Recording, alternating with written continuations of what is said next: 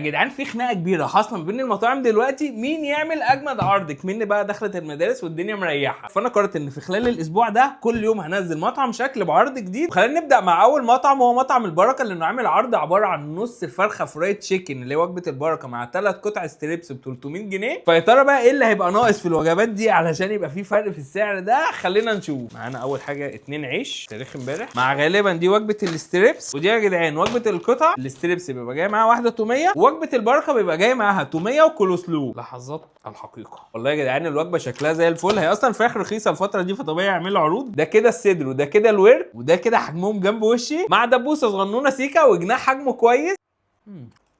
ماشي. فراخ نظيفه، لا طعمها حلو الصراحه. التتبيله حلوه، السبايسي بتاعها رايق. اوبا. والبريدنج خطيره يا جدعان. تعال نخش على وجبه الستريبس، وهنا بقى يكمن الاختلاف لانهم عندهم عرضين دويتو. دويتو واحد بيبقى فيه 3 قطع ستريبس بسعر 300 جنيه، ودويتو 2 فيه 5 قطع ستريبس بسعر 350 جنيه. يعني هي متغطيه بالبطاطس. بس تعالوا نشوف الستريبس. دي الاولى ودي الثانيه ودي الثالثه. بس قبل ما نجربهم يا ريت نوصل الفيديو ده ل 50,000 لايك عشان نكمل في اسبوع العروض ده. ملحمه قوي من القلب. والله يا جدعان العرض مشبع جدا بالنسبه لسعره. فكده مطعم البركه عدى من الاختبار.